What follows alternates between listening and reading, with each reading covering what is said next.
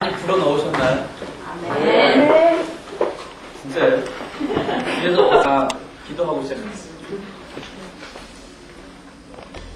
자,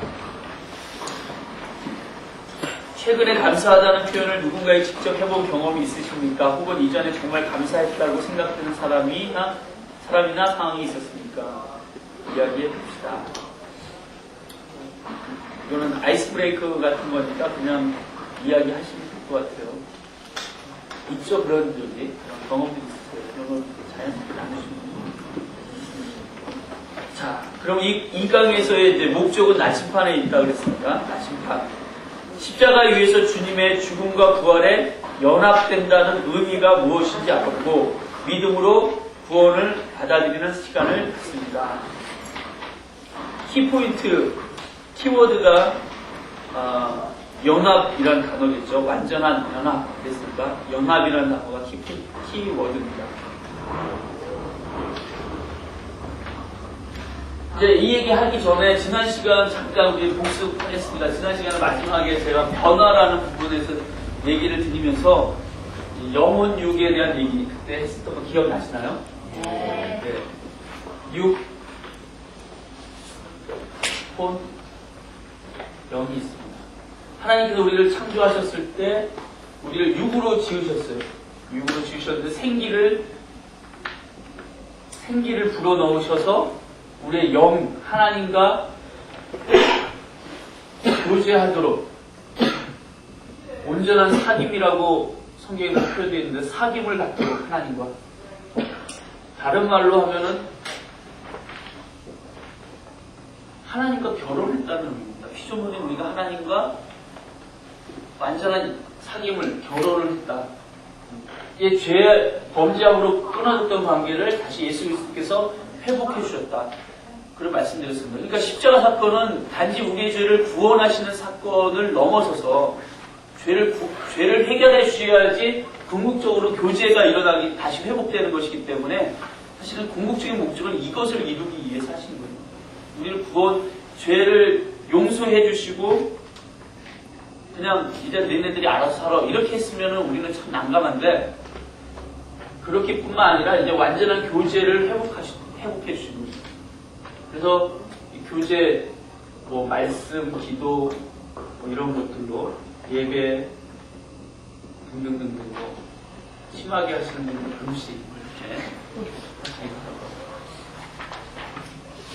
주로 네 그렇습니다. 그래서 영이 혼을 지배하고 혼이 육을 지배하고 육이 세상을 환경을 지배하도록 그렇게 하셨다. 그래서 그 대표적인 예로 이스라엘의 12 정탐꾼 얘기 드리고 그 다음에 다윗 얘기했습니다. 다윗이 골리앗 보면서 모든 이스라엘 백성들은 골리앗의 큰 것을 봤지만 다윗은 자기와 함께 하시는 하나님, 자기와 사귐을 갖고 계신 하나님을 크게 봤기 때문에 문제를 작게 볼 수 있었다고. 이스라엘 백성 중에 갈렙과 여호수아도 10명의 정탐꾼은 하나님과의 교제가 별로 끊겨져 있기 때문에 세상과 환경이 커 보였고 자기는 메뚜기같이 보였지만 이게 살아있는 사람은 하나님이 함께 하시는 것을 알기 때문에 이게 작아 보이고 오히려 답으로 보여진다. 이 신앙인은 그러니까 이게 살아야 된다라고 그렇게 말씀드렸습니다. 이게 우리 안에 시들어지면 그냥 당연히 목사건 그거 상관없이 저도 마찬가지예요. 목사라도 이게 제대로 안 되어지면 저도 세상이 더 커 보이고 압도당하고 눌리고 자유함이 없고 이렇게 간단 말이죠. 분명히 내가 복음을 알고 그리스도 안에서 새 피조물로 다 알아듣는 그렇단 말이에요. 그래서 성경은 변화에 대해서 뭐라고 얘기하냐면 로마서 12장 2절에 너희는 이 세대를 본받지 말고 오직 마음을 새롭게 함으로 변화를 받아 하나님이 선하시고 기뻐하시고 온전한 뜻이 무엇인지를 분별하도록 하라 그렇게 얘기하잖아요. 마음을 새롭게 함으로 변화를 받아 이렇게 얘기합니다. 변화는 내가 변하려고 노력해서 변화가 이루어지는 것이 아니라 변화는 받는 겁니다. 하나님이 이루어주시는 겁니다. 우리가 예수 그리스도를 영접하는 순간에 하나님의 자녀가 되는 변화가 일어납니다. 그거 내가 하는 거 아니잖아요. 그냥 나는 영접한 거예요. 내 마음에 모셔 드린 거예요. 그랬더니 고린도후서 5장 17절 말씀처럼 그리스도 안에 새 피조물 되는 변화를 하나님 우리에게 이루어주십니다. 이미 예수 그리스도를 영접하는 순간에 변화가 일어나요. 그 변화가 영에 일어났기 때문에 감정이나 이런 걸 못 느낄 수 있어요. 어떤 분은 뜨겁게 느끼시는 분이 있지만 어떤 분은 이성적으로 그냥 받아들여서 변화된 거듭난 사람도 있어요. 그럼 그러니까 감정이 뜨거움이 있다 없다로 내가 구원받았다 안다 이걸로 확인하시면 안 돼요. 말씀을 내가 받아들여서 그 말씀 가운데 내가 아멘 믿음으로 아멘 했으면 영의 변화가 일어나는 거예요. 근데 어떤 분들은 한동안 이렇게 되다가 이게 끊어지면 세상과 환경에 눌려가지고 그리스도인다운 삶을 못 보여줄 때 자기는 아직 변화가 안 되는 겁니다. 이렇게 생각을 합니다. 그러나 근본적인 변화, 완전한 변화, 온전한 변화가 이미 일어난 겁니다. 예수 그리스도를 영접한 순간에. 그 변화가 계속해서 우리의 삶과 환경 가운데 보여지려면 하나님과의 교제, 아까 로마서 12장 2절에 말씀하신 것처럼 이 세대를 본받지 말고 오직 마음을 새롭게 해야 합니다. 이게 우리에게 이제 필요한 겁니다. 마음을 새롭게. 마음이라고 영혼, 그리고 이제 영을 새롭게, 날마다 새롭게 하면 변화를 받아. 하나님이 우리를 계속 변화시켜 하십니다. 영이 이 마음을 새롭게 계속 할수록 영이 혼에게 지배하고 혼이 육을 지배해가지고 세상과 환경을 바꿔가도록 이제 하신다. 변화는 하나님이 하시는 거예요. 나는 마음을 새롭게 합니다. 그럼 변화 받으려고 하는 마음의 동기가 있어야지 이제 마음을 새롭게 하겠죠. 하지만 어쨌든 변화의 주체는 하나님이 하시는 거다. 나는 마음을 새롭게. 마음을 어떻게 새롭게 하냐? 기도와 말씀으로 새롭게. 가장 중심 말씀이죠, 말씀. 말씀으로 우리 마음을 새롭게 합니다. 하나님 말씀을 묵상하기도 하고 암송하기도 하고 공부하기도 하고 설교를 듣기도 하고 자꾸 말씀으로 내 마음을 또 다른 표현을 하면 생각을 변화시킵니다. 하나님의 생각을 하나님의 마음을 변화시키면 마음을 새롭게 하면 자꾸 컴퓨터의 타자기에 컴퓨터 자판에 쉬프트 키 있죠. 쉬프트 키. 이게 변환 키거든요. 쉬프트 키를 자꾸 누르는 내 마음에. 그러면 변화가 계속 일어난다. 이게 하나님께서 우리 안에 주신 그런 거다. 지난번에 이 얘기를 왜 했는지 기억하셔요? 왜냐하면 예수 그리스도를 믿고도 내가 완전한 절망에서 희망으로 바뀌었다고 얘기하는데 난 희망이 별로 경험되지 않는데 이렇게 얘기하시는 분들이 있어서 이 얘기를 꺼낸 겁니다.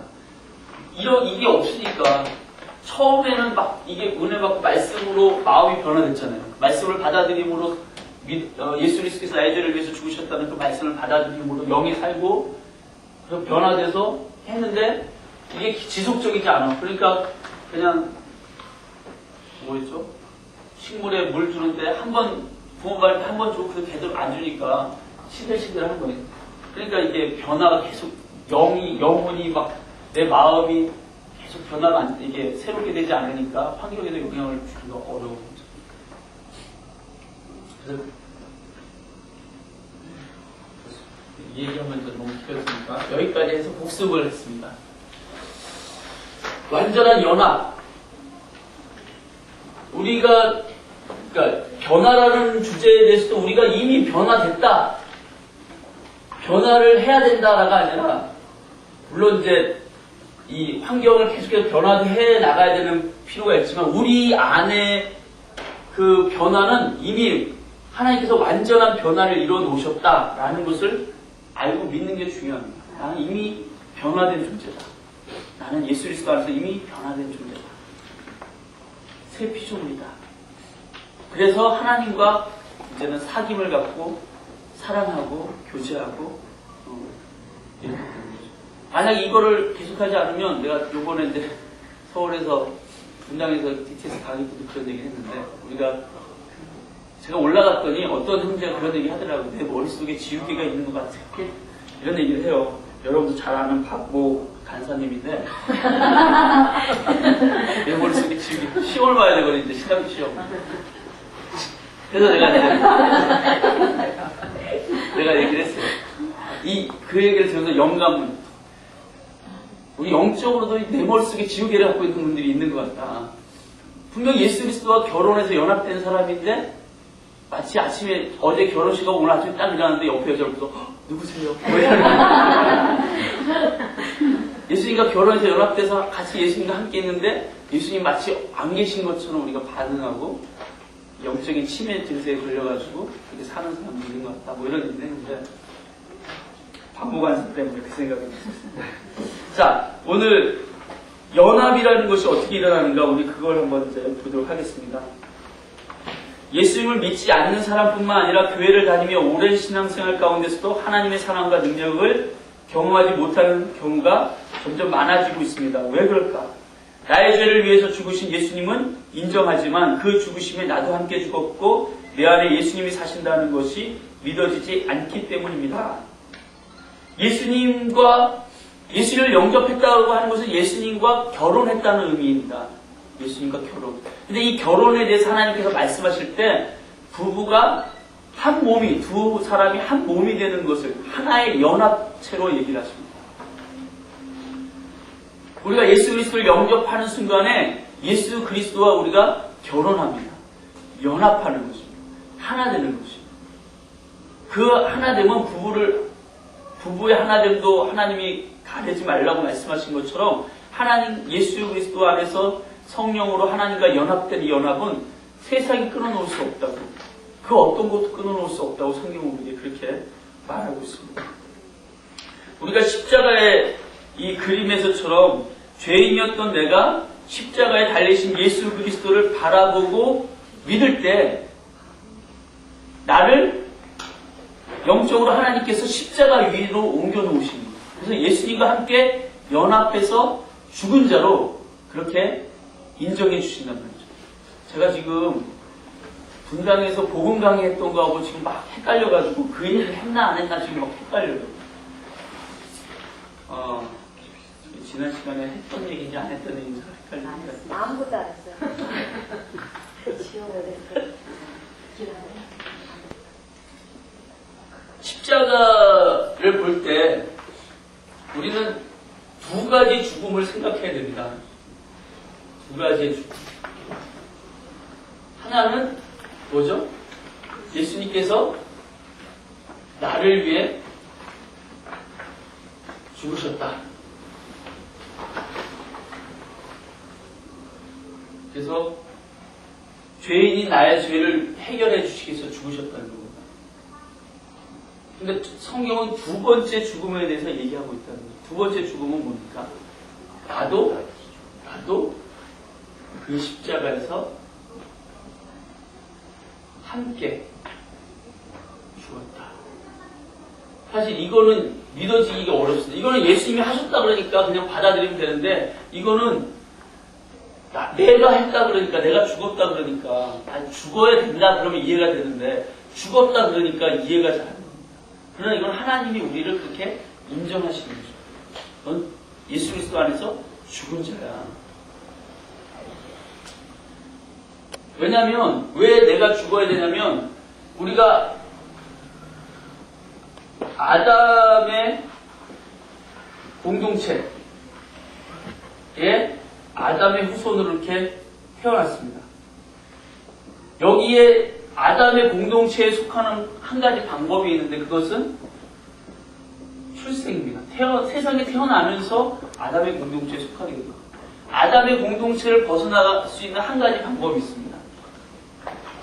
그것은 죽음입니다. 죽을 때 아담의 공동체에서 우리는 벗어나게 됩니다. 근데 죽은 이후에 사람에게는 죽음 이후에 심판이 기다리고 있습니다.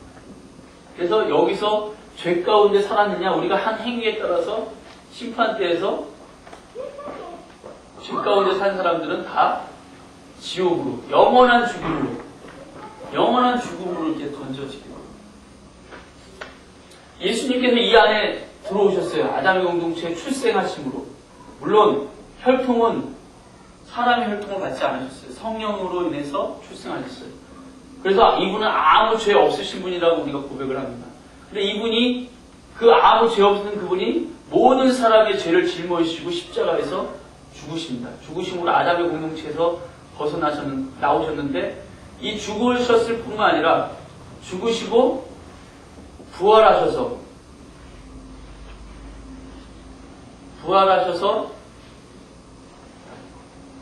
새로운 예수님의 공동체를 형성하게 됩니다. 이것을 성경은 첫사람 아담의 순종치 아니함으로 모든 사람이 범죄하는 것 같이 두 번째 사람 예수님의 순종하심으로 모든 사람이 구원에 이른다. 이렇게 표현을 합니다. 이거를 대표성의 원리라고 합니다. 우리 교회에서 뭐 몇 분 이렇게 얘기하면 좀 그렇고 어쨌든 우리나라 예를 들어서 일본하고 축구 경기를 하는데 국가대표가 우리가 이겼다. 그러면 국가대표팀이 이겼다. 이렇게 얘기하지 않고 우리가 이겼다. 이렇게 얘기합니다. 우리가 지면 우리가 졌다. 이렇게 얘기하죠. 이게 대표성의 원리입니다. 아담이 범죄했는데 모든 사람이 범죄한 모습. 예수 그리스도를 믿는 믿음 가운데 예수 그리스도가 우리 구원에 순종하심으로 구원에 이르게 한 그 예수님 때문에 우리가 모든 사람이 구원에 이르게 됐다. 대표성의 원리입니다. 그러니까 어디 공동체에 속하느냐가 굉장히 중요한 거죠. 그런데 우리는 태어나면서부터 아담의 공동체에 태어나서 죽을 때까지 아담의 공동체를 벗어날 수 없는데 예수 그리스도의 십자가에 예수님의 죽음과 내 죽음이 연합됨으로써 하나됨으로써 이 아담의 공동체에서 벗어날 수 있게 됩니다. 그리고 예수님의 부활의 생명으로 또 연합됨으로써 다시 살게 됐다. 이것이 그리스도인의 출생의 비밀입니다. 어떻게 그리스도인이 됐는가? 누가 전도해서 교회를 가가지고 예수를 믿게 됐습니다. 이게 이제 표면적인 얘기라면 빙산의 일각이고 그 밑에 커다란 정말 중요한 얘기는 뭐냐면 내가 예수 그리스도를 믿었을 때 예수님께서 나의 죄를 위해서 죽으신 그 죽음과 내가 연합되어서 죽었고 예수님이 부활하신 그 부활의 생명에 나도 연합돼서 다시 태어났습니다. 나는 새 인생을 사는 사람입니다. 이것이 사실은 더 중요한 얘기죠. 근데 사람들이 이 얘기는 전도할 때 잘 빼먹어요. 그렇잖아요. 우리 교회 와봐. 나 예수 믿고 참 이렇게 좋아졌어. 뭐 이런 얘기는 하는데 예수 믿고 내가 죽었고 예수 믿고 새롭게 태어났다는 얘기는 잘 못 알아들을 거야. 뭐 이렇게 해서 잘 그렇습니다. 쉽게 얘기하면 내가 죽을 병에 걸려서 난 죽는다라고 사형 선고를 받았는데 예수 믿고 그 병이 고쳐졌어. 난 다시 살아. 난 새 인생이야. 이런 경험이 있으면 이게 쉬운데 저 병이라는 주제를 통해서 근데 꼭 병이라고 얘기하지 않더라도 사실은 그렇게 얘기하면 이해가 되는 거예요. 나는 정말 죽을 수밖에 없는 인생이었어. 근데 내가 예수 믿고 예수님과 함께 그 죽을 수밖에 없던 인생은 완전히 죽어버렸고 나는 새로 태어났다.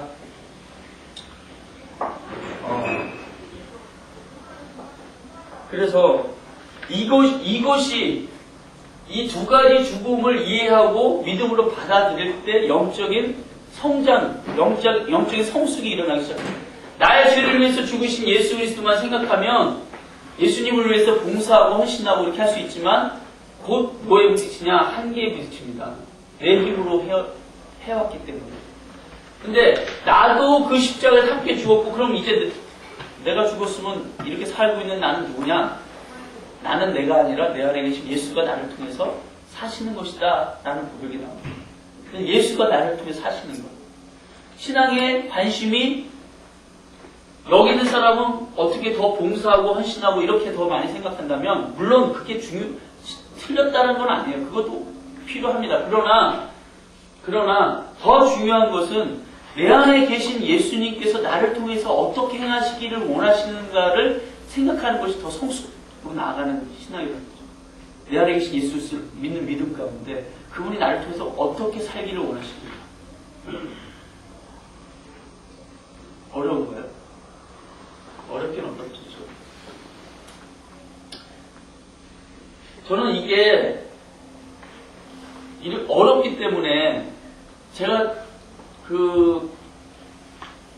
어떤 선교단체에서 훈련받을 때 갈라디아서 2장 20절에 이 고백, 내가 그리스도와 함께 십자가에 못 박혀 죽었나니 이제는 내가 사는 것이 아니라 내 안에 그리스도께서 사신다 라는 이 고백이 신앙생활을 많이 해서 한 10년, 20년 하고 연단과 훈련을 받아서 인격도 깎이고 기도도 잘하고 뭔가 좀 보기에도 은혜롭게 생기고 뭐 이렇게 돼야지만 할 수 있는 고백인 줄 알았어요. 어떻게 감히 내 안에 예수가 사신다고 내가 내 삶을 잘 아는데 이런 생각을 했거든요. 그래서 저는 그 갈라디아서 2장 20절 말씀을 암송하고 막 이럴 때도 이거는 참 도달해야 되겠지만 아직은 내 모습이 아니야 라고 생각을 했거든요. 그런데 제가 이 순천순복음교회에 내려와서 침례 교육을 복음 강의하고 침례 교육을 하면서 로마서 6장 3절과 4절 말씀을 보게 됐어요. 우리 로마서 6장 3절과 4절을 보죠.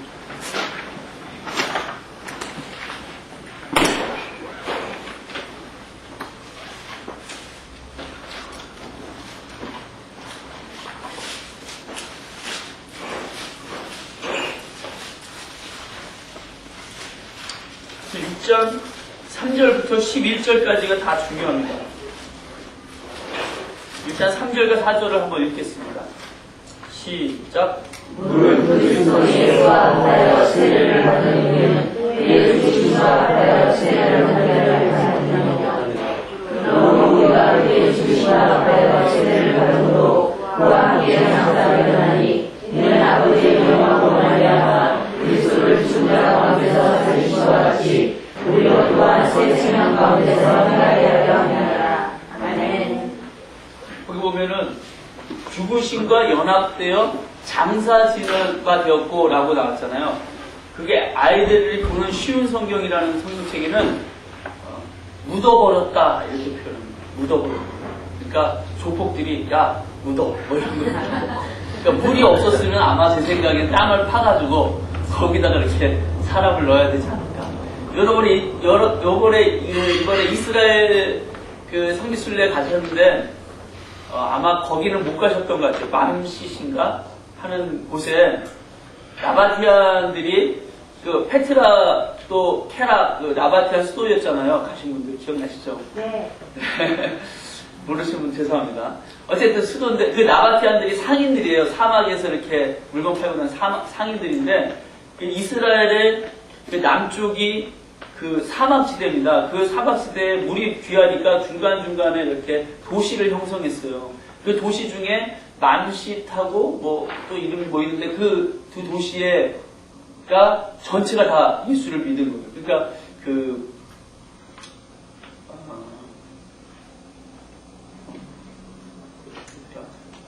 바울이 갈라디아서에서 아라비아 광야로 부활하신 예수님을 다메섹 도상에서 만나고 난 다음에 아라비아 광야로 갔다는 기록이 있는데 그 아라비아 광야가 거기 될 것이다라고 추정을 합니다. 그래서 복음을 바울로부터 들었지 않았겠는가. 왜냐면 그 시기였기 때문에. 그 시기에 도시 전체가 복음을 듣고 변화를 다 개종을 합니다. 거기를 우리가 방문을 했는데 로마 시대의 압제 예수를 믿겠냐 안 믿겠냐 뭐 이러면서 이제 다 죽임당하고 그랬던 도시이기도 합니다. 거기 교회가 있어서 갔는데 거기 침례탕이 이 얘기 하려고 그래. 침례탕이 어떤 모양으로 되어 있냐면 십자가 모양으로 되어 있어요. 그래서 한 사람만 딱 들어갈 수 있게끔 이렇게 해놨는데 제가 만약에 나중에 교회 건축을 하면 목사님께 그렇게 건의를 드리려고 했더니 목사님이 아멘으로 그걸 여러분 강의 때 그렇게 얘기해 그렇게 목사님도 하시고 싶다고 십자가 모양으로 되어 있어 그 밑으로 들어가서 나옵니다. 그러니까 침례는 뭘 의미하냐? 십자가에 예수 그리스도와 연합되어 죽는다라고 하는 사실을 고백하는 것이 침례라는 겁니다. 침례. 예수 그리스도와 연합해서 죽고 예수 그리스도와 연합해서 다시 산다. 라고 하는 고백이 침례입니다. 그럼 침례 받으셨을 때 저도 아무 생각 없이 그런 얘기 듣지도 못하고 그냥 받았지만 결혼할 때 결혼의 의미에 대해서 그렇게 깊이 생각하시지 않고 그냥 결혼하셨듯이 그래도 결혼은 결혼이 된 거니까 이미 그 완전한 연합 가운데 예수님과 결혼하신 거예요. 침례를 결혼의 의미로도 많이 이렇게 얘기를 했는데 어쨌든 침례를 받는데 신앙생활 10년, 20년 하고 침례 받는 게 아니더란 말이죠. 믿음의 고백, 신앙의 고백을 분명하게 하면 그 사람에게 침례를 주더란 말이죠. 성경적으로도 그렇고 교회적으로도 지금도 그렇고. 그러니까 갈라디아서 2장 20절의 고백은 신앙 훈련이 많이 된 이후의 고백이 아니구나라는 것을 제가 깨달습니다. 그렇다면 이 고백을 어떻게 감히 할 수 있을까? 내가 사는 것이 아니라 내 안에 예수께서 사신다라고 하는 고백을 이걸 어떻게 감히 할 수 있을까? 내 삶이 그렇지 않은 것을 아는데 때로는 내 감정 느껴지는 것도 나 자신을 보는 것도 전혀 늘 내가 살지 100이면 98, 99 내가 살고 1 정도 예수님께 이렇게 그것도 가끔씩 이렇게 하는데 어떻게 내가 살지 않고 예수가 내 안에 사신다고 할까? 이거는 우리 삶의 신앙의 모습으로 이렇게 아까 영혼중 얘기한 것처럼 이렇게 변화되어야 될 부분이긴 하지만 보여지는 것에서 그럴 뿐만 아니라 문제는 하나님이 우리를 그렇게 보신다라고 하는 것입니다. 예수님과 연합된 존재, 하나된 존재. 그래서 예수님을 믿을 때 예수님과 연합돼서 십자가에서 죽고 다시 부활한 존재로 그래서 우리를 볼 때마다 하나님은 늘 우리 앞에 예수님이 이렇게 보이는 거예요. 그 예수 때문에 우리를 용서하시고 사랑하시고 축복하시고 예수의 생명이 우리 심장에서 벌렁벌렁 뛰고 있는 것 때문에 우리를 기뻐하시고 그러니까 예수 안에서 새 생명으로 우리가 태어난 아기처럼 우리를 이렇게 소중하게 보십니다. 이 연합의 비밀, 완전한 연합에 대해서 이 불완전 연합이 아니라 완전한 연합. 죽음과 부활이라는 게 불완전하게 일어날 수 있는 게 아니잖아요. 죽었는데 뭐 이렇게 죽은 척하다 일어서고 이런 게 아니란 말이죠. 예수님이 완전히 죽으셨듯이 우리도 그 죽음에 완전히 죽었다라는 겁니다. 그래서 가끔 보면 자기를 두 사람처럼 생각해요. 죽었는데 안 죽은 것처럼 이렇게 생각을 하신단 말이죠. 그러나 성경은 그렇게 하나님은 그렇게 보시지 않습니다. 하나님은 우리를 완전히 죽은 자로 보십니다. 죽은 자. 그러면 죽어야 한다는 얘기는 뭡니까? 그럼 환경, 아까 얘기했지만 영의 변화, 하나님 우리를 영원히 우리라고 보시거든요. 껍데기, 이 썩어질 껍데기, 이거 화장터에서 이렇게 재로 날려버리는 껍데기를 우리로 보시는 게 아니라 우리 안에 영혼을 나로 보시거든요. 근데 이 변화는 영혼에 일어나는 거예요.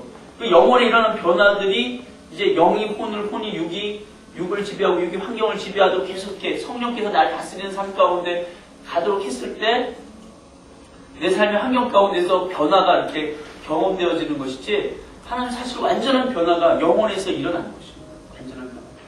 근데 우리는 자꾸 보여지는 것들 때문에 그게 아닌 것처럼 자꾸 착각하고 사단이 속이는 그 속임 가운데 속고 뭐 이렇게 됐다는 거죠. 여러분도 아시겠지만 사단이 하와를 속일 때도 또 두 번째 사람 그 예수님을 속일 때도 다 신분을 흔들어 보잖아요. 네가 정말 하나님의 아들이거든 이렇게 물어보고 아담에게도 하와에게도 네가 이거 먹으면 하나님과 같이 될 것이다. 천만에요. 이미 하나님과 같은 존재거든요. 하나님의 형상과 모양대로 지음을 받아서 이미 하나님처럼 거룩해진 생기가 우리 안에 들어와서 생명이 됐다고 죽지 않은 존재였다고요. 절대 죽지 않는 것. 예수님, 우리가 죄 짓기 이전에는 죽음이라는 것이 우리 삶에 계획되어져 있지 않는 것이었습니다. 근데 죄가 들어와서 죽음이 우리 삶 가운데 나타난 것이지. 그래서 죽음이 우리 삶 가운데 있다는 것은 우리가 죄인이라는 것에 대한 반증일 뿐이지. 원래 에덴 동산에서 우리의 창조 계획은 하나님이 영원히 사는 존재예요. 그리고 온 땅 만물을 다 다스릴 수 있는 권세를 가졌어요, 우리가. 하나님 같은 존재입니다. 물론 하나님은 창조주시고 우리는 피조물이라는 것을 알아야 돼요. 그걸 넘어섰던 것이 선악을 알게 하는 나무 실과를 먹었던 것. 하나님의 절대 주권에 도전했던, 하나님과 같이 되겠다고 반역했던, 이미 하나님과 같은 존재였거든요. 근데 사단은 그걸 자꾸 흔들어 본다는 거예요. 이미 거룩하고 이미 완전한 연합 가운데 우리의 신분이 변화됐음에도 불구하고 넌 좀 불완전해. 네 하는 짓을 생각해봐. 너 하루에도 수십 번 네 머릿속에 떠도는 생각들을 한번 봐봐. 너 어제 저녁에 너 어제 네가 한 일을 생각해봐. 우리도 모르게 불꿀불꿀 쏟아져서 막 나도 기억하기 싫은, 생각하기 싫은 그런 죄들을 우리가 짓잖아요. 그런 거 가지고 사단 자꾸 우리 흔들어. 우리 신분을 다 흔들어. 그러나 그럼에도 불구하고 우리는 완전한 연합이에요. 그 흔드는 것 때문에 영적인 치매 증상이 일어나서 내 몸 속에 지우개로 지워져서 아침에 딱 일어날 때 어머 누구세요? 같이 잔 이 여인은 누굴? 뭐 이러면서 여기가 어디야? 막 이런 생각을 한다는 거죠. 사실 실제로 그렇잖아요. 여기 있는 분들은 안 하실지 모르겠지만 구역식 분들 가운데 참 많이 하잖아요. 영적인 치매 증상. 특히 약은 말씀밖에 신약, 구약, 이약밖에 없어요. 말씀으로 새롭게 하는 거, 말씀으로 마음을 새롭게. DTS에서 그래서 계속 보약 세척 얘기하잖아요. 하나님께 대해서 뭐 나는 하나님 존귀하는 삶 감사합니다. 나 자신을 이름을 부르면서 나는 사랑스럽고 존귀해. 이게 다 말씀에서 나온 거라고요. 말씀. 그 보약이라고 얘기해요. 내가 얼마나 내 신분이, 내 변화가, 내가 하나님과 하나된 것이 얼마나 완전한가에 대해서 이해하려는 거예요. 받아들이려는 거예요. 그 아까 6장 10절, 11절을 한번 읽겠습니다. 쭉 읽으면 다 부활과 연합에 대한 죽음과 부활에 우리가 연합됐다는 얘기들이거든요. 말씀이 10절, 11절 한번 읽겠습니다. 시작. 그의 죽으심은 주에 대하여 단번에 죽으시며 그의 살으심은 하나님께 대하여 살으시니 이와 같이 너희도 너희 자신을 주에 대하여 죽은 자여 그 예수 안에서 하나님을 대하여 산다고 여길지어다. 여겨라. 하나님도 그렇게 여기고 계시니까 너희도 그렇게 여겨라 얘기하시고 또 우리는 여겨야 돼.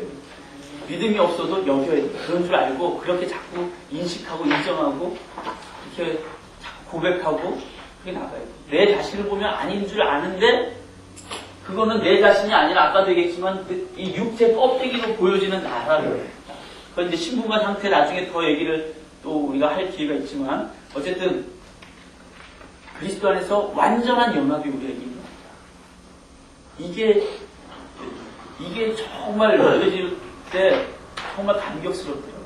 제가 예전에 이제 여주순복음교회에 있을 때 우리 오순절 훈련을 했을 때 밥 먹으러 주로 많이 가는 데가 국회의사당 식당입니다. 지하식당. 싸거든요. 3,000원 뭐 이러는데 잘 나옵니다. 괜찮아요. 거기를 이렇게 가면서 주로 임천명 목사님과 막 여러 가지 얘기를 하는데 그때 뭐에 대해서 거룩이라는 주제를 갖고 제가 막 고민하면서 얘기를 드렸어요. 나는 하나님께서 내가 거룩하니 너희도 거룩할지어다. 이 말씀만 들으면 나는 부담스럽다고. 내가 거룩하지가 않는데. 이제 그런 얘기였는데 목사님이 완전한 연합에 대해서 예수 그리스도 안에서 완전한 연합이 일어난 것이다. 그래서 그리스도 안에 새 피조물이라는 것은 이렇게 차가 있는데 중고차로 한 것이 아니라 완전히 그 중고차는 폐차시키고 죽었다라고 인정이 되고 새 차로 나를 바꿔주시는 거다. 예전에 너와 지금 예수 그리스도 안에 있는 너는 질적으로 다른 존재다. 그렇게 얘기를 해요. 그렇게 말씀하시는데 제가 그때 성령께서 감동을 주셨는데 막 눈물이 핑 돌더라고요. 나는 그렇게 거룩해지려고 했는데 거룩해지지 않은 내 모습 때문에 어려웠는데 이미 너는 예수 안에서 완전한 변화, 완전한 연합으로 거룩해져 있는 존재다. 새로운 피조물이다. 너무너무 마음에 감동을 받았어요. 충격을 받았어요. 한 번도 그렇게 생각해 본 적이 없는데 나 자신을 다르게 보게 되더라고요. 이 완전한 연합을 깨닫기 시작하니까 그것을 믿음으로 인정하기 시작하니까 말씀이 이해가 되는 것이 그리스도 안에서 하나님께서 우리를 하나님의 의가 되게 하셨다. 고린도후서 5장 21절에 그리스도 예수 안에서 우리를 하나님의 의가 되게 하시려고 예수님이 십자가에 못 박혀 죽으셨다고 얘기합니다. 하나님의 의가 되게 하시려고 예수님이 십자가에 죽으셨대요. 내가 하나님의 의? 이해가 안 했어요. 그런데 연합이라는 것을 이해하니까 알겠더라고요. 연합이라는 것은 하나 된다는 거죠. 내가 결혼하고 남편이 사장이면 그 사장님 사고 남편이 재산이 다 재산이 요즘 안 되나요? 요즘은 안 되나 모르겠네요. 어쨌든 남편의 그 직위, 위치 이게 다 나의 것이 되잖아요. 가정부 그 집에 가정부로 일했다 할지라도 이제 그 집의 아들이 아주 부잣집 아들이어서 재산이 많고 그러면 그 집 아들하고 잘해서 결혼했으면 그 집 아들의 재산은 자기가 같이 누리게 되잖아요. 남편은 자전거 타고 가는데 자기는 자전거 타고 다니고 이러지 않는단 말이죠. 같이 이렇게 누리죠. 기류가 적절하지 않아요. 해태가 이상해져서. 연합이라는 걸, 제가 이걸 어디서 많이 느꼈냐면, 자석 있잖아요. 쇠는 자성을 가지고 있지 않죠. 그러나 쇠에 자석이 붙어 있을 때, 연합되었을 때 그 자석의 성질을 같이 갖게 됩니다. 연합되었을 때. 하나님의 그 거룩함, 하나님의 그 의로움이 내가 하나님과 연합된 존재로서 그 거룩함이 내 안에 전가되는 거예요. 그 전가된 의, 전가된 거룩이. 내가 스스로 내 행위로는 거룩 절대 안 됩니다. 의로운 거 죽었다 깨어나도 진짜 안 돼. 이런 말도 예수 그리스도 안에서 죽었고 부활해서 됐는데 어쨌든 세상적으로는 죽었다 깨는 노력을 해도 안 된다는 거죠. 연합되어졌기 때문에 그분의 것이 나의 것이다. 빌립보서 3장 10절인가 제가 기억은 정확하게 안 나오는데 바울이 이런 고백을 합니다. 내가 가진 의는 나로 말미암지 아니하고 하나님께로부터 난 의다 이렇게 표현을 합니다. 또 우리가 가진 의가 그렇다는 거예요. 내가 의로운 행동을 많이 하고 바리새인들처럼 금식을 많이 하고 예배를 많이 드리고 주님을 위해서 봉사, 헌신, 충성 이렇게 많이 해서 의롭다? 절대 아닙니다. 그 의는 하나님 앞에서 그 성경에 표현되기를 누더기 같은 거라고 했어요. 누더기. 거지들이 입는 누더기 같은 의라고. 우리가 가진 행위로서 얻을 수 있는 의는 하나님의 의는 하나님만이 우리에게 주어질 수 있는 하나님이 우리에게 부어주시는 거예요. 그분과 연합되었을 때 그분의 의가 내가 그분과 연합됨을 통해서 내게 주어집니다. 근데 의뿐만 아니라 성령의 열매, 사랑과 희락과 화평과 오래 참은 자비, 양선, 충성, 온유, 절제 이런 열매들도 그분과의 연합을 통해서 내 안에서 열매 맺는 것입니다. 이것에 대한 표현을 예수님이 요한복음 15장에서 하십니다. 포도나무 비유 아시죠? 포도나무 가지가 스스로 애써서 열매를 맺는 것이 아니라 포도나무에 접붙여 있어서 그 접붙여 있어서 뿌리로부터 그 포도나무의 생명을 얻어서 포도나무 가지가 열매를 맺더라는 거예요. 물론 우리가 열매에 대해서 관심을 가져야 되고 열매 맺는 삶을 살려고 하나님 기도하고 노력해야 되겠지만 우리의 노력에는 늘 한계가 있다는 거예요. 늘 한계가. 무엇이 필요하냐? 하나님 안에 거하는 예수님과 연합하는 온전한 연합을 이루고 있는 물론 예수 그리스도 안에서 온전한 연합을 교제하지 않고 그래도 온전한 연합을 연합되고 있을 수는 있어요. 결혼했는데 남편과 대화 한마디도 안 해. 남편 따로 뭐 있고 나 따로 있고 각방 살고 뭐 사이가 안 좋은지 어쨌든 그렇게 있어요. 그러면 행복하지가 않잖아요. 결혼했는데 이게 뭘까? 이런 회의가 되잖아요. 결혼 부부 관계는 법적으로 이렇게 인정이 계속 되고 있는 거지만 그 관계에서 오는 풍성함을 경험 못한다는 거죠. 마찬가지로 우리가 예수 그리스도 안에서 새 피조물 되고 완전한 연합을 이루고 있는데 교제가 없어. 사귐이 없어. 이러면 그 관계 안에서 오는 풍성함을 누릴 수가 없다는 거죠. 그러니까 계속 교제하고 하나님과 사귀고 말씀 듣고 음성 듣고 기도하고 이런 것들이 계속 우리 안에서 풍성하게 일어나야 될 줄 믿습니다. 네. 자, 거기 좀 다시 이제 좀 읽겠습니다. 그 연합은 예수 그리스도와 십자가의 죽음과의 연합입니다. 그러므로 사실은 십자가 위에서 예수님만 죽으신 것이 아니라 나도 함께 죽은 것입니다. 이거를 믿음으로 받아들일 수 있어야 됩니다. 이 연합을 깨달을 때 그 뒤에 오는 하나님의 풍성한 복을 이해할 수 있다는 거죠. 그분과의 연합을 믿는 자들은 그분의 부활을 삶 속에서 예수님이 내 삶 속에서 부활하셔서 그분이 일하시는 것을 경험하게 됩니다. 그래서 이제 조용희 목사님이 늘 많이 얘기하시는 것이 성령님을 인정하고 환영하고 모셔드리고 의지하자. 그게 이런 내 안에서 예수 그리스도가 성령으로 말미암아 역사하시는 거. 이 얘기하다가 좀 넘어갔고 성령의 열매 뭐 이렇게 성령의 열매뿐만 아니라 예수님의 인격도 예수님의 인격, 예수님의 온유하심, 겸손하심, 예수님의 인격도 우리가 그렇게 애쓰고 노력해서 물론 어느 정도는 우리가 좀 해야 되겠지만 내 안에 그분과의 온전한 연합을 경험하고 사귐을 경험할수록 그런 성품들이 변화됩니다. 사람 참 변화 안 됩니다. 목회자로서 너무너무 많이 절감하고 때로는 같은 목회자들을 이렇게 볼 때도 어떤 저 진짜 변하지 않는다. 왜 안 변하냐면 온전한 사귐이 안 돼요. 별로 깊게 안 가는 분들은 변화가 안 돼요. 진짜 변화 안 돼요. 저는 그래서 뭐 몇 분한테 얘기했지만 이런 얘기하면 좀 누가 생각이 나겠지만 어쨌든 A형 소심하다 이런 얘기 정말 싫어합니다. 제가 A형이기 때문에. 그래서 저는 A형, B형 예수 그리스도 안에서는 없다. 예수 그리스도 안에서는 다 J형이죠. 지졌어요. 혈액형이 바뀌어야지. 예수 그리스도 보혈로 다 씻겨지고 혈액형이 바뀌어야지. 주님과의 깊은 교제의 사귐 이것이 있을 때 우리의 인격이 주님을 닮아가게 된다는 거예요. 아니죠.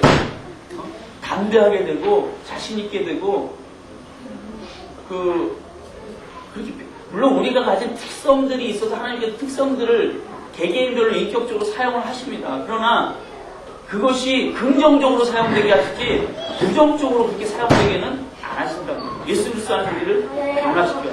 예수님과 연합돼서 인격에도 연합되어지고 성령의 열매를 맺게 하시고 또 하나님의 의, 거룩 뭐 이런 것이 연합됨으로 우리에게 주어지고 또 있습니다. 연합됨으로 나타나는 그것뿐만 아니라 예수님의 능력에도 연합되는 거예요. 이거 굉장히 중요합니다. 예수님의 능력. 우리가 손을 놓고 기도하면 귀신 쫓겨나가야 돼요. 왜? 우리가 연합된 사람이거든요. 근데 왜 안 쫓겨나가냐면 믿음이 없어서. 그 예수님이 그 얘기 하시잖아요. 변화산상에서 막 그 영광에 체험하고 딱 내려오셨더니 제자들이 나머지 10명의 제자들이 그 귀신 들린 아들을 데려온 아버지가 있었는데 귀신을 못 쫓아가지고 막 아버지가 와서 당신의 제자들이 못 쫓아낼까이다. 이것 좀 쫓아내. 예수님이 쫓아내 주잖아요. 근데 제자들이 겸연쩍게 와서 왜 우리는 못했습니까? 이랬더니 뭐라 그러죠? 네? 기도 외에는 이런 수가 나갔어. 기도가 뭐야? 하나님과 교제, 하나님과 사귐. 하나님 그 안에서 내가 어떤 자인지를 분명히 알고 믿음으로 행하는 것. 이미 귀신을 쫓아낼 수 있는 권세는 이미 그 사건 이전에 예수님이 전도하러 보낼 때 다 주셨어요. 그래서 자기들 전도하러 다닐 때 귀신이 쫓겨나가는 걸 보고서 흥분해서 막 돌아서 얘기했었거든요. 근데 그러고 나서 기도하지 않아요. 기도하지 않은 거죠. 사실 그런 말씀 하셨다는 건 기도하지 않은 거죠. 그냥 권세가 자기에게 있는 줄 알았어요. 착각이에요. 권세 우리는 없습니다. 우리 안에 계신 주님에게 있는 거. 완전한 연합, 교제, 사귐 이 안에서 우리에게 전가되는 능력. 그분의 능력. 그래서 예수 이름으로 무엇을 구하면 그대로 받으리라고 예수님이 약속하셨고 예수의 이름으로 내어쫓으면 쫓겨난다고 예수님이 약속하실 겁니다. 그러니까 우리에게는 완전한 연합, 온전한 사귐 이것이 중요한 거죠. 자, 박스에 있는 성경 로마서 6장 5절 11절 이거 6절에 10절부터 참조 이건 아까 읽었습니다. 여길지어다 세상에 대해서 죽은 자 옛사람은 죽었고 옛사람의 개념은 좀 틀린데 어쨌든 예수 믿기 이전에 나는 십자가에서 죽었고 이제 예수 믿고 난 이후에 나는 부활의 생명을 다시 산다. 그래서 분명히 믿는 것이 필요하다. 우리의 삶 속에 하나님의 사랑과 능력을 매일같이 체험하는 삶이 되려면 가장 먼저 우리의 입술로 예수님의 죽음과 부활에 나도 함께 연합되었음을 알고 고백하는 것이 필요합니다. 우리의 입술로 고백하라. 나는 십자가에 못 박혀 죽었습니다. 그리고 나는 이제 내가 사는 것이 아니라 내 안에 예수가 삽니다. 내 삶을 보면서 고백하는 것이 아니라 말씀을 보면서 마음을 새롭게 하는 거예요. 하나님의 말씀으로. 그래서 이 고백을 하는 겁니다. 말씀으로 마음을 새롭게 해서 내 감정은 그렇게 느껴지지 않지만 영에 의해서 지배를 해서 입술을 열어서 나는 죽었고 이제 내 안에 예수가 다시 이렇게 고백을 하는 거예요. 때로는 이런 경우도 있습니다. 지난번에도 좀 얘기했지만 용서라는 것. 나는 말씀을 들어서 용서라는 것을 해야 되는데 감정에서 이게 너무 거부하는 게 많이 일어납니다. 그러니까 육체에서 용서합니다. 말은 했는데 늘 볼 때마다 막 불끈불끈 내 안에서 솟아오르고 그런다는 거예요. 그때도 얘기 드렸지만 정직할 필요가 있어요. 하나님 나는 잘 용서가 안 됩니다. 그러나 용서가 안 되는 이 나는 육체 가운데 있는 나 또는 혼적인 이 나이지 내 영과 연합되어 계신 주님은 용서하신 것을 내가 압니다. 주님, 나는 용서가 잘 안 되네요. 주님, 그러나 주님이 용서하신 것을 내가 믿습니다. 주님 용서하신 거 믿을 수 있잖아요. 그 사람 용서하신 거. 나는 용서가 안 되고. 그렇게 고백하다 보면 하나님께서 내게 은혜를 주십니다. 긍휼의 마음을 주셔요. 그래서 용서가 되기 시작합니다. 처음부터 막 용서라는 것이 사실 감정의 문제이기 때문에 잘 아시지만 이성은 1부터 10 수치가 있으면 이성은 1, 10 왔다 갔다 이렇게 잘 돼요. 그래서 이성은 약간 디지털이야. 디지털은 0하고 1만 있잖아요. 왔다 갔다 이게 똑딱 이렇게 되는데 감정은 1부터 10까지 아날로그예요. 아날로그 아시나요? 디지털하고 아날로그 차이 아시죠? 아날로그 시계, 디지털 시계 생각하시면 돼요. 1, 0 이거 디지털인데 아날로그는 천천히 움직여요. 그래서 마치 그 문 이렇게 열었을 때 다치지 말라고 천천히 다치는 것처럼 감정은 확 뛰었다가 천천히 내려오는 거죠. 그래서 감정의 고착화라는 말이 있잖아요. 확 뛰었는데 좀 내려올 만하다 또 일을 당하고 계속 같은 일을 당하면 감정이 여기 머물고 이제는 안 늘어. 평상시에 늘 감정의 수치가 8이나 7쯤에 와 있어요. 그래서 남들은 2, 3의 자극을 받았을 때 0에서 2, 3 뛰고 별일 아니네 이렇게 내려가는데 나는 2, 3, 7이나 8에 있기 때문에 늘 2, 3만 그 자극만 오면 10으로 튀어서 폭발하는 겁니다. 저 사람 왜 저래? 뭐 이런 거. 그 사람 상처받은 영혼이라는 거예요. 상처가 심해서 늘 감정이 거기 고착되어 있는 거예요. 이렇게 얘기하다 보고 내가 뭔 얘기하다 이렇게 얘기를 안 하죠. 네. 고백하는 것이 중요하다. 입술로 고백인데 감정은 아니더라도 용서에 대해서도 고백하는 것이 중요합니다. 뒷장 넘어가겠습니다. 그래서 이제 이 고백하게 하셔야 됩니다. 여러분 믿음으로 이것을 믿음으로 고백하자. 내 영에 말씀이 왔으니까 그 말씀에 의해서 내 감정 내가 느끼지 않고 지식적으로 아직 받아들이지 못하고 감정적으로 아니더라도 영이 지배하도록 하자. 말씀이 지배하도록 하자. 그래서 고백하자. 나는 십자가에서 예수님과 나랑 위해 죽었습니다. 그리고 내가 예수님의 부활의 생명으로 다시 태어났습니다. 그리고 연습해야 돼요. 여기 연습 얘기는 없지만 연습하세요. 언제 연습하기 좋습니까? 언제가 연습하기 좋죠? 매일, 맞습니다. 매일 언제? 아침에, 저녁에 잘 때, 저녁에 자면서 나는 예수님과 나한테 진짜 죽습니다.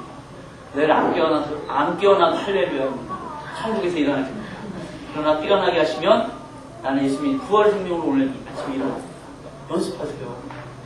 저 이거 뭐 제가 어디서 배운 거 책 읽은 게 아니라 담임 목사님 가르쳐주시고 담임 목사님께 많이 배웠잖아요. 목사님 진짜 그렇게 하세요. 매일매일. 저도 새벽 예배 때 그게 이제 훈련이 돼가지고 매일 고백할 때 예수 그리스도 안에서 내가 새롭게 오늘을 시작하게 해주셔서 너무 감사합니다. 오늘 새날, 새 생명, 새로운 호흡 주셔서 너무 감사합니다. 늘 고백을 하거든요. 새벽 기도 때마다. 여러분 고백하세요. 그 연습하세요. 어제 일을 죽어서 어제까지 좋은 일 나쁜 일 다 십자가 넘겨버리고 오늘 새롭게 태어났습니다. 새로운 인생을 삽니다. 얼마나 신나서 새롭게 사십니까? 매일매일 새 인생을 사시는 거예요. 믿음으로 사는 겁니다. 어차피 의인은 믿음으로 살리라 했으니까 다 믿음으로 살겠다는 거예요. 누가 옆에서 뭐라 그러든가. 자, 그리고 우리 삶의 다리에 이 원리가 계속 적용되어야 합니다. 즉 나의 모든 절망은 주님이 달리신 십자가에 함께 못 박혀 죽었다는 것을 믿음으로 받아들이면서 이제는 주님의 부활에도 함께 동참하였다는 것을 생활 속에 믿음으로 적용하며 살게 되면 그때가 바로 하나님의 사랑과 능력을 경험하는 되는 때가 됩니다. 어제까지 아팠으면 아픈 것도 이 잠과 함께 죽을지어다. 그러면서 내 삶의 문제들도 오늘 잠과 함께 같이 죽을지어다. 이러시면서 주무시면 얼마나 은혜가 됩니까? 아침에 일어나 난 부활의 생명을 다시 나요. 그러니까 예수님이 내일 일을 염려하지 말라. 오늘이 그날 족하다. 그날 내일 염려하지 말고 오늘에 충실하고 오늘 최선을 다하면서 죽음과 부활 매일매일 경험하시고 그러면 그 십자가의 능력, 구원의 능력을 우리가 경험하게 될 줄 믿습니다. 그러므로 당신의 삶이 고통과 절망으로 가득 차 있다면 이제 더 이상 망설일 필요가 없습니다. 지금 이 시간 나의 모든 절망이 예수님의 십자가에 못 박혔음을 믿음으로 고백하면 지금 즉시 예수님의 부활에도 연합됨으로 이전과는 전혀 다른 절대 희망의 삶을 경험할 수 있습니다. 물론 고백했는데 아직 느껴지지 않아. 그래도 어떻게 알았어요? 영이 혼을 지배하죠. 계속. 그러다 보면은 환경은 안 벗겨지는데 마음에 평안함이 있어. 이런 분들 있잖아요. 그러면 많이 변화된 거죠. 이 고백을 했는데도 느끼지 않을 때도 있었는데, 그렇게 고백하니까 마음에 평안이 있어, 기쁨이 있어. 문제들 아직 산적하고 저걸 생각하면 진짜 절망스러운데, 내가 예수 그리스도와 연합돼 죽었고 부활의 연합돼 다시 산다는 것을 고백하면서 복음을 정욕하고 나니까 마음이 평안함이 있어요. 그 다음에 이제 환경에 명령하는 거죠. 예수님처럼 파도에 잠잠. 하나님께서 지혜를 주셔서 이 문제를 어떻게 극복해 갈지, 어떻게 이 문제의 파도를 타야 될지 하는 지혜를 달라요. 때로는 그 시간이 연단의 시간으로 내게 오는 것일 수 있기 때문에 하나님 이것을 잘 인내로 이 시간을 보낼 수 있게 달라요. 왜? 인내는 소망을 이룬다고 말씀하는 거예요. 인내를, 오랜 시간 인내를 함으로써 온전하고 구비하여 조금 더 부족함이 없게 하신다고 했습니다. 하나님, 내가 이 시간을 인내로 인내할 수 있게 해주세요. 기도할 수 있습니다. 문제를 극복하도록 지혜를 달라고 할 수도 있고, 능력을 달라고 할 수도 있고, 인내하게 달라고. 그러면서 환경이 달라 보이기 시작하는 거예요. 환경이 변화되기 시작합니다. 그런데 누구든지 그리스도 안에 있으면 새로운 피조물이라. 이전 것은 지나갔으니 보라 새 것이 되었도다. 암송하겠습니다. 고린도후서 5장 17절 지난주에 암송 말씀이었습니다. 안 보고 하시겠습니다. 저희 다 보세요. 여기 보세요. 자, 고린도후서 5장 17절입니다. 큰 소리로 하세요. 틀려도 좋으니까 그냥 멈칫하지 말고 그냥 안 돼도 막 하세요. 시작.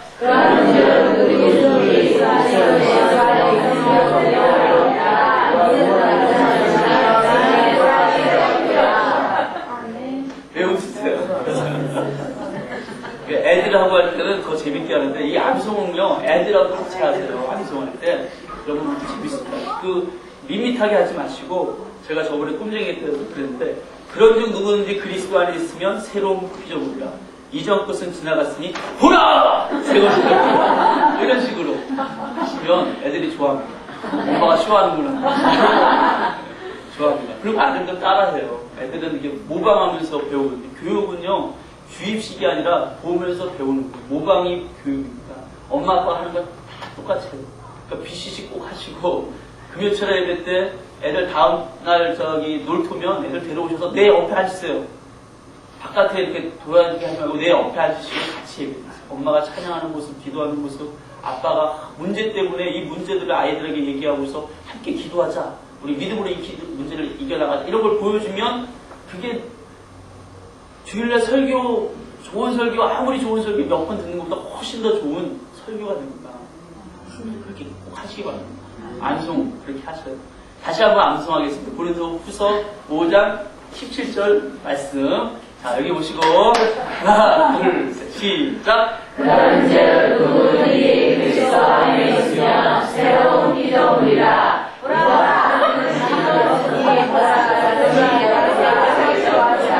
보라를 보라만 생각해봐.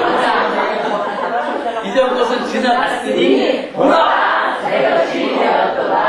아멘.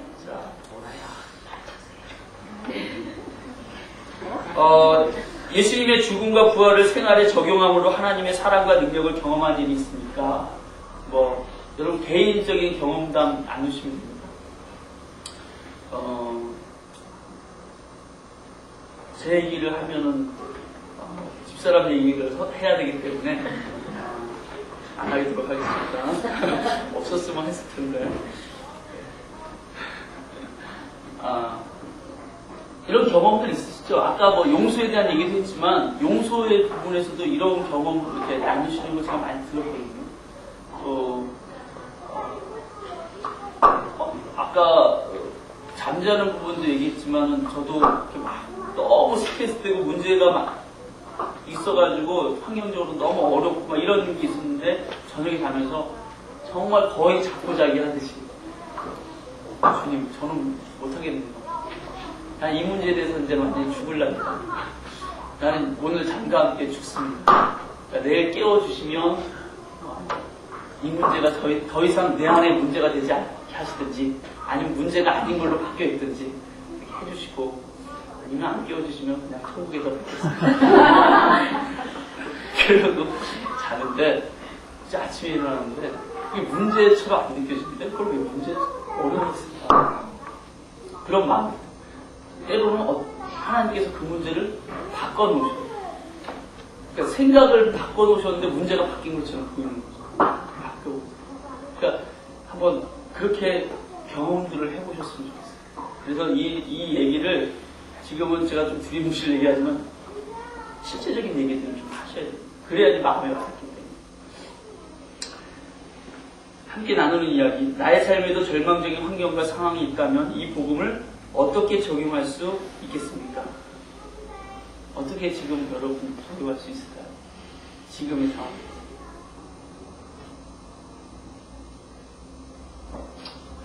좀 적용되는 게 있나요? 경화장님. 얘기 한마디 해주시죠.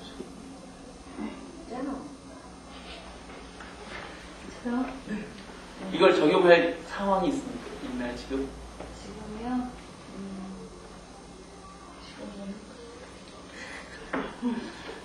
날마다 죽어야 되는데. 또, 김종호 집사님.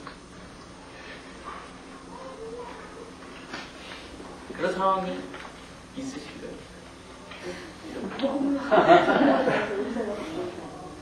절망적인 환경과 상황은 아니더라도 내가 이걸 복음을 적용해서 내가 바꿔가야 될 것이다. 이런 부분이.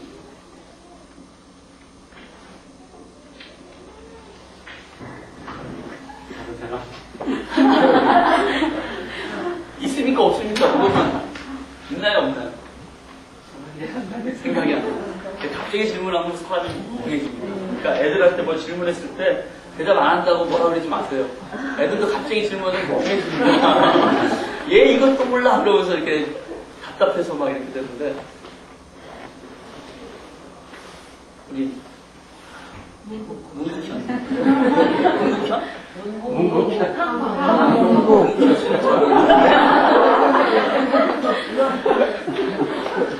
저는 방금 생각한 거였는데요. 제가 이제 양팀을 들어오고 나서 제가 어떻게 가르쳐야지만 나도 부족한 상황에서 좀 가깝게 올 수 있도록 할까라고 고민을 많이 하는데 방금 그 고민한 것 중에 제가 고린도후서 5장 10절 말씀처럼 그리스도 안에 새로운 피조물로 바꿔야지만 제가 양육하는데 이 조건이 따라야 되지 않겠느냐, 그러면 어떻게 해야 될 것이냐, 그 생각에 지금의 모습들은 더더욱 떨쳐버리고 좀 목사님이 아까 말씀하신 그런 새로운 모습으로 좀 각오를 다져야겠다, 이런 생각이 듭니다. 마음을 말씀으로 자꾸 새롭게 하시면 그냥 새로운 피조물이에요. 이러고 이제 나가시면 되거든요. 말씀으로 마음을 새롭게 하시면 또 없으시죠? 어디에? 제가 갑자기 질문해가지고 제가 어묵했는데 제가 지금 남들 봐서는 이렇게 건강한 모습과 또 웃는 모습이잖아요. 근데 제 안에는 정말 날마다 그 절망에가 좀 젖어 있거든요. 왜냐면 그 피곤함이 항상 저 속 안에는 쌓여 있어요. 그래서 제가 누웠을 때, 내가 지금 누웠을 때 하나님 예수님과 연합한다. 그러면서 또 일어날 때는 그래 다시 부활했다. 그러면서 제가 또 힘을 썼고 또 밖으로 나아가면서 제가 지금 생각하고 있거든요. 이 말씀을 하고 싶습니다. 네, 좋은 조언입니다. 그런 식으로 여러분, 왜냐면 이게 적용이 내가 매일 그런 적용이 있을 때 막 나눌 게 있잖아요. 적용은 안 하고 적용합시다 그러면 뭘 해야 될지 모르면 안 되신단 말이죠. 그러니까 제가 생각하기에 이미 다 있으세요. 여기 우리 교회에서 3년 이상 생활하신 분들을 치고 복음 적용 뭐 이런 얘기 못 들어보시는 분 없으실 거예요. 힘들어서 잘 못할 수는 있어도 뭐에 어떻게 해야 된다는 걸 몰라서는 아니란 말이죠. 그러니까 그것을 내가 내 삶 가운데 적용하고 경험하면서 내 삶이 달라진다라는 그 변화됐다는 것에 대한 증거들을 내가 맛보기 시작하고 나눌 때 이게 생기가 불어져서 마른 뼈가 아니라 군대처럼 사용된다는 적용 꼭 필요합니다. 당신을 절대 절망에서 절대 희망으로 초청합니다. 당신은 아래의 기도를 믿음으로 고백함으로써 절망의 삶에서 희망으로 옮겨갈 수 있습니다. 사람이 마음으로 믿어 의에 이르고 입으로 시인하여 구원에 이르느니라. 마음으로 믿어 의에 이르고 마음을 새롭게 한다는 거죠. 하나님의 말씀을 마음으로 믿는 거죠. 마음으로 믿어 의에 이르고 입으로 시인하는 겁니다. 입으로 시인하려면 육체를 영이 주장해서 혼이 지배당하고 하기 싫은데도 불구하고 그래 말씀이니까 내가 말씀에 순종해서 가는 거죠. 그래서 입을 열어서 예수 그리스도의 구주를 영접합니다. 입이 시인하는 거예요. 이런 과정을 겪는 거라고 그러죠. 그래서 이 밑에 있는 기도문을 고백할 때 절망의 삶에서 희망의 삶으로 옮겨집니다. 같이 한번 읽어볼까요? 기도하는 마음으로 시작. 살아계신 하나님, 저는 죄가 가운데 절망의 삶을 살아왔습니다. 어디에서 와서 무엇 때문에 살며 어디로 가는지 알지 못하고 망하며 힘들었습니다. 예수님의 십자가로 저를 세워주셔서 저를 위해 죽으시고 저를 위해 부활하신 예수님을 제 뜻으로 감사드립니다. 저의 모든 죄와 절망이 예수님과 함께 십자가에 못 박혔음을 믿음으로 고백합니다. 이제 하나님은 저의 아버지가 되시고 저는 하나님의 자녀가 되었습니다. 성령님이 지금부터 영원토록 예수님과의 약속을 매일 순간 경험하며 살게 해주시옵소서. 예수님의 이름으로 기도드립니다. 아멘. 축하합니다. 여러분, 이 절망의 자리에서 지금 이 고백을 통해서 희망의 자리로 옮겨오시는 것이 느껴지시나요? 아멘. 대단하네요. 별로 안 느껴지거든요, 사실은. 그러나, 말씀으로 내 영이 지배해서 그 영에 연합된 것을 깊이 경험하고 있는 분들은 이게 느껴지기도 하는 거예요. 진짜 느껴지는 거예요. 아, 그래, 나는 희망의 자리로 옮겨왔어. 나는 절대 희망의 자리 가운데, 하나님 내 삶 가운데 보여주시고 행하실 일들은 절대 희망밖에 없을 거야. 그걸 믿게 되는 거예요. 믿음이 오는 거예요. 그래서 환경은 골리앗이고 거인들이 달려오는 것 같은데, 저 내 밥이지. 이렇게 보여지기, 믿음이 자라는 거죠, 사실은. 믿음이 자란다고 표현할 수도 있고, 믿음이 영에 있던 것이 혼, 유, 환경으로 자꾸 확장되는 것으로 표현할 수도 있고, 어쨌든 믿음이 이렇게 자꾸 처음에 믿는 분들은 이게 안 될 수도 있어요. 그쵸? 거의